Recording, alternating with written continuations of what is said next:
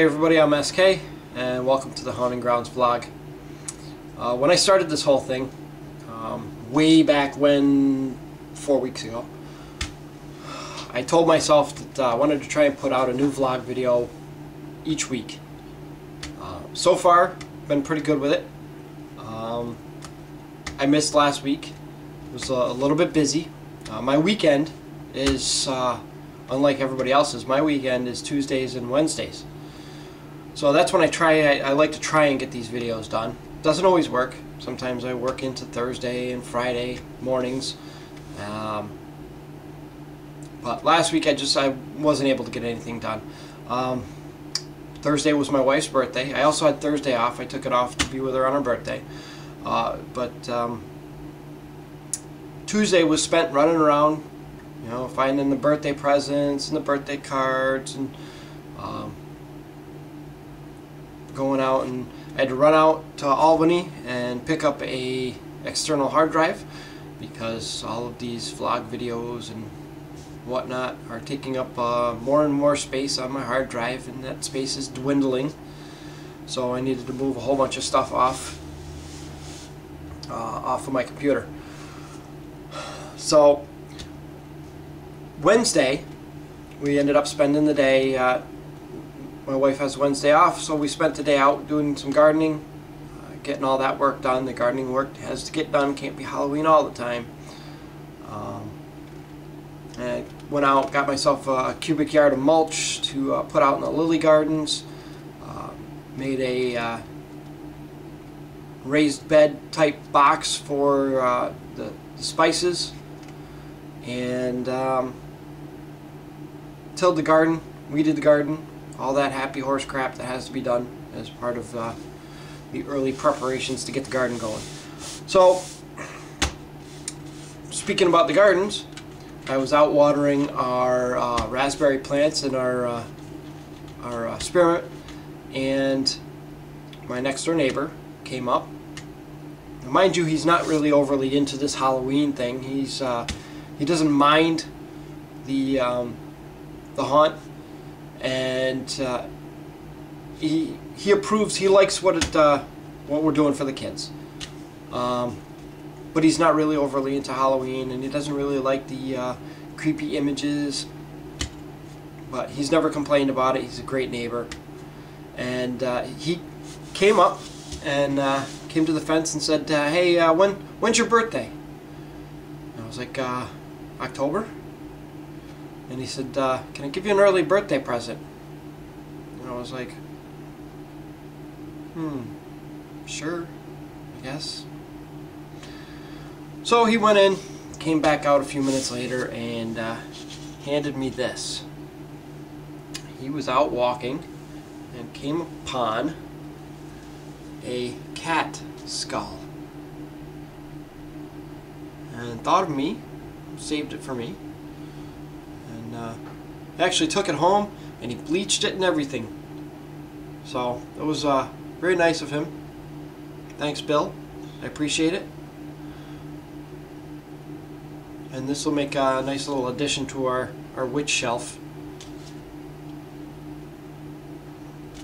I'd like to think that it's a stray cat, since we have a lot of stray cats around here, and he did find it out in kind of out in a wooded area away from residences. So I'd like to think that it's a stray cat and not that this was somebody's pet. Here's hoping. We'll never know. But so I did clean my shop. Everybody's saying, "Oh, your shop is too clean, your shop is too clean," and yeah, sorry, nothing I can do about it. I gotta make room to work. I got lots of storage outside in my shed, so I can store props out there and not have them under my foot in here. And I've got a lot of room because I really don't have anything else out here. So it is what it is. It's a clean shop. Sorry guys, can't help it. I like to have room to work without things getting in my way. It'll get messy, I guarantee you. It's gonna happen again, and you guys can tell me that I did it on purpose. and I made it look dirty. I didn't really make it look dirty. Last week's mess was a real mess, Steve. Real mess. I just didn't pick up anything. Anyways, on another note, the hot wire foam cutting table. Great idea. Using used guitar strings on it. Not so great idea. Used guitar strings don't work well. So anybody who's wondering, no, don't do it. It doesn't work. They lasted, the B string, the E string lasted all of about an inch cut. The B string lasted about 6 inches. Twang. So I'm not going to bother trying the G string. No, not that kind. The guitar string. I'm not going to bother trying that one. Simply because I'm pretty sure it's just going to break too.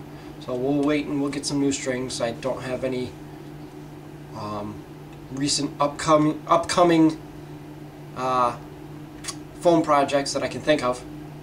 At least not if I keep to my whiteboard schedule. And we'll see what happens when we get some new strings for it. I made a little bit of progress on the groundbreaker. You can see him back in the background. He's pretty much all done with the duct tape. I've got a little bit more duct tape to go on him, and then hopefully maybe by next week we'll be able to start the undercoating of paper mache, and then we'll be able to get to some of the corpsing, which I know some people are looking forward to. This one I'm going to do latex and cotton corpsing. I'm not going to do the paper mache corpsing, just because it goes a lot quicker. It dries a lot quicker. It's easy to, you can work with it longer. The paper mache tends to, once it gets really wet and you got a lot of weight on it, you got to wait for it to dry, otherwise it starts to sag, and we don't need that. The latex and cotton works a lot faster, dries a lot faster, and I need to get these projects done. So hopefully, I don't know, maybe I'll try another another paper mache corpse after this one, just so everybody can see. But the style is pretty much the same, so hopefully it satisfies everybody who wants to see the corpsing. Tombstone Progress. Yeah, I have my little list here because my memory is shot. My short-term memory, terrible. So I have my little list here of all the things that I need to talk about, and I have to keep looking at it. Otherwise I forget things. So, Tombstone Progress. Yes, that said, Tombstone has had no progress. None. Since last 2 weeks ago. But I made a promise that we were going to cover some of the weathering techniques that I use for my tombstones. So I started a new tombstone. I wanted to get something that we could do a little bit quicker, and I did that. So we have a tombstone, nice freshy here, all carved up and ready to go, ready to tear up. The skull in here is all hand carved out. It's about maybe a little bit more than 1/4 of an inch deep. Maybe, let's see how deep the cut is real quick. Ooh, just over 1/2 inch deep. And then it was all cleared out with the Dremel, and then the skull and the crossbones were carved with using a combination of the X-Acto knife and the Dremel. Now the lettering. One of my biggest pet peeves is I really want to make these things look authentic, and unfortunately there is just no fonts that I can find that that match up with the 17th century Tombstone font. What I use on this one, if anybody knows of any, if anybody knows where I can get a font that matches, especially that matches this right here. You know somebody, you know somewhere that I can get that font right there? I want it. I'm looking for it. In the meantime, I was able to, with this one, I was able to get pretty close. And this is the Garamond font with I made a few modifications to some of the letters, mostly just modifications to the serifs to make it match up to an older style, the older Tombstone style font. If I can't find a font, I am going to make a font. Damn it, I'm going to learn something new. I'm going to try and make a font that matches up with that old Tombstone style, and if I do, if and when I do, I will make it available to everybody at no charge, so we can all make tombstones. Everybody should be making their own tombstones. So, you can watch for this video coming very soon, the weathering, the complete weathering process of a tombstone. And later on in this video I'll show you a tiny clip of that, because by the time you're watching this video is going to be well in the works. So, what else to cover today? What's in the box? Yes. Damn it. I wasn't supposed to announce it like that. I was supposed to announce it like this week's segment of What's in the Box? Because I finally figured out. See, that's how this was supposed to sound the first time. Yes, the mysterious voice. And unfortunately, the mysterious voice just sounded kind of corny in the first one, so I just kind of went away with it. I was looking for the right software to get that sound, and yeah, I just couldn't find anything because I wasn't looking in the right place. And the right place was right on my desktop on my own computer, because the program that I use to edit my videos also comes with audio editing software, which is separate. I was looking inside of that program and it wasn't there. It was right on my desktop. I see it all the time. I'm like, you know, I wonder what that does. Well, guess what it does? That's what it does. Alright, anyways. We have another box. So let's see what's in this week's box. Let's get a little closer. This week's box. Oh, 150 count cluster of, you can't tell where I get all my stuff from. Yeah, this is a Walmart box right here. Walmart. That's what happens when you buy everything at Walmart. Cluster lights. Always good.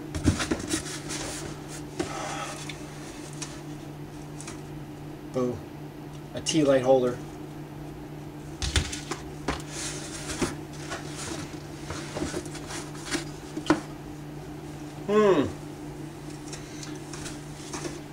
Witch mask. Something for Cody to wear the next time. Unfortunately, Cody couldn't be here today because he's in school. We have a ladle. Garbage plastic ladle that came with our big giant bowl that we bought for our Halloween party for our punch. And yeah, I just wasn't using this, so I don't know. I think it's kind of corny. I don't think I'll ever use it for anything, but who knows. Oh, what else do we have? More lights. Yes, I actually save my boxes and pack all my lights back up in their boxes, for the most part. That's, I think, another part of that OCD thing, and the reason this whole shop is always clean. Or at least you think it is. Ooh, Spirit Halloween LED votives. These were great. If you're ever looking for some good votive candles, these things were really nice. They're really bright. And we hung these inside paper lanterns that we had hanging from the ceiling during our Halloween party. And they worked well. They lit the lanterns right up. So, LED votives. And we have a few packages of those. 3, 4. Who knows, maybe more. Well, we have an empty box. See, I told you I'm in the habit of storing empty boxes. Empty box of lights. So when I find that, oh look, 5. When we find the package of lights, we can put those back in there. Oh, let's see here. Blacklight bulb. Anybody who ever thinks that these things are a good idea, these little incandescent bulbs, these incandescent blacklight bulbs, they don't work well. Blacklight bulbs got to be fluorescent. Black tea light candles. There's one missing, and a whole brand new package of the rest of them. Why? Because they don't work. They don't stay lit. They're garbage. Walmart. Oh, what else we have? Party bulbs. Blue party bulbs, which I think are pretty much almost the same as those blacklight bulbs. Another garbage blacklight bulb.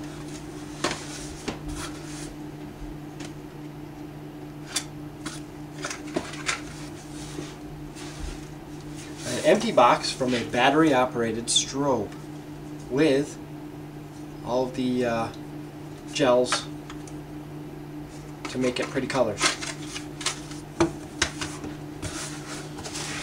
There's a lot of stuff in this box. Mini strobes. Spirit Halloween. $10, 15 bucks. I think everybody probably has a few of those.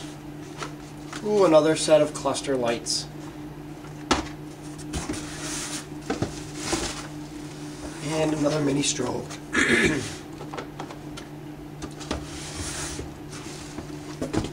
Oh, we have our ghost. I wonder if our ghost still works. He does. He still lights up. Let's see here. There we go. Look at that. Isn't that pretty?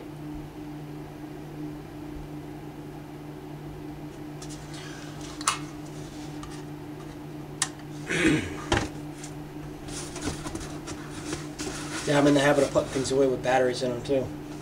Not a good idea. Take your batteries out, people, or at least put a little tab in there so things don't, so the batteries are not connected. It'll save them. Flickering candelabra.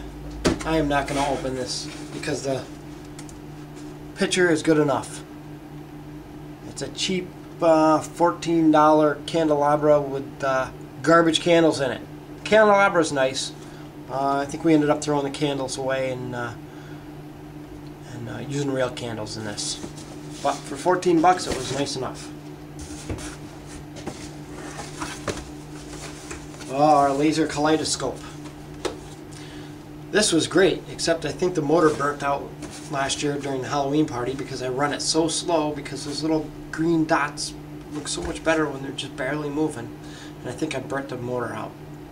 I was sitting there through the Halloween party, and I'm like, what the hell is that smell? It smells like something burning. I couldn't find it until the end of the party. And I'm like, you know what? I think it was our motor and the laser. Oh well, we'll find out next year if it still works, and I won't turn it down anymore.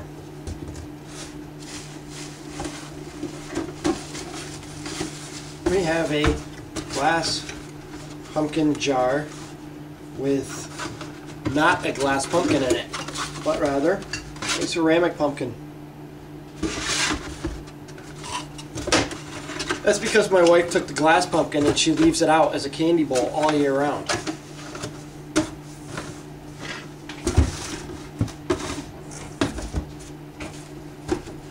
Oh, we have another lantern. Just like the other one that I opened up. This one is not LED. Oh, this one is LED. The other one is not LED.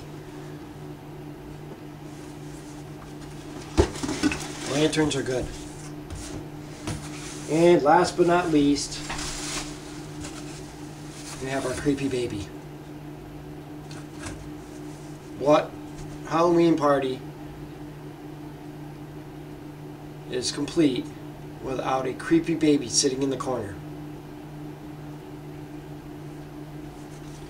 And that is what's in the box.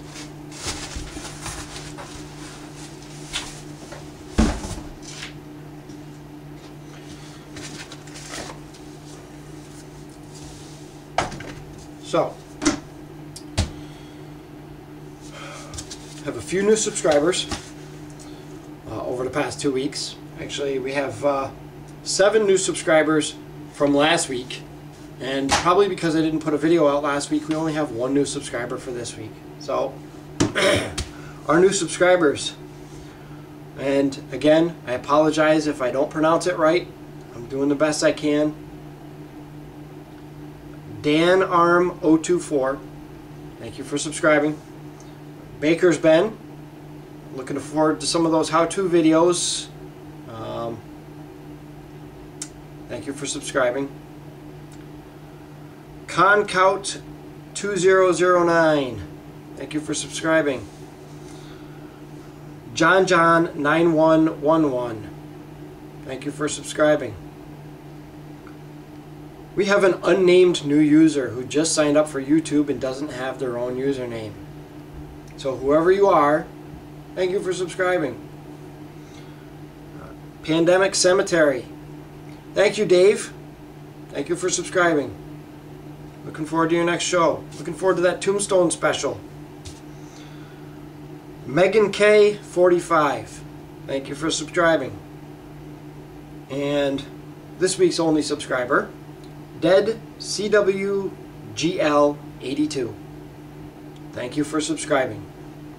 And if you haven't subscribed, the button is right up there.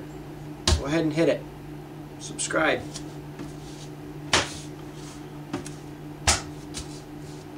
Now, I promised last week that I would share a little bit of the video footage. People were, I think, mostly interested in the way I do the cracks in the tombstone. So part of the video that I'm going to be putting out later this week, early next week, sometime next week, who knows when, is going to have that footage in it. And I'm going to share a little tiny clip of that with you now.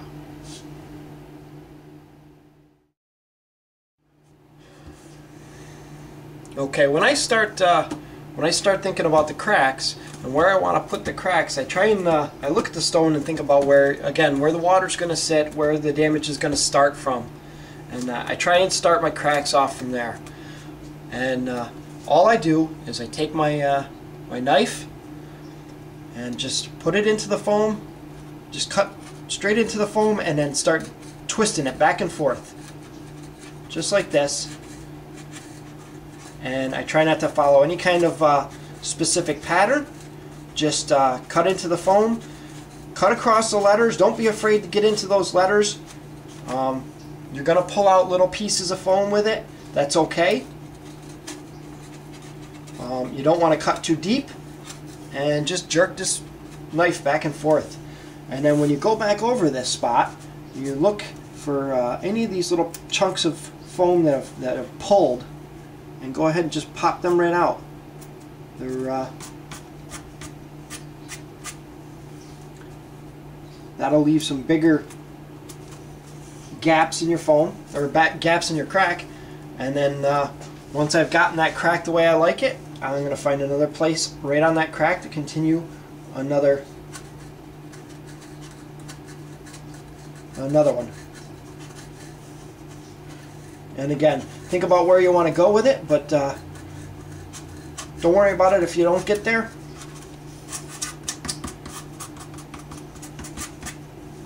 And when you're done,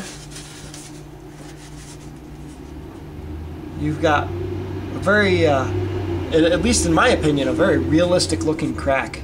Now when we paint this, we're going to paint black over the entire stone, and that black will really fill this crack in, so that when we go over it with the gray, the crack will really stand out a lot better.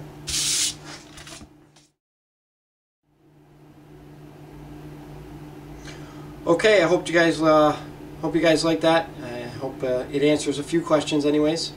And the rest of that video, like I said, hopefully be out later this week, early next week, or when I get the chance to put it out. But obviously, if you're watching this video and you saw that video, it's in the works. It will be done. And that's all for today. So until next, I'm SK.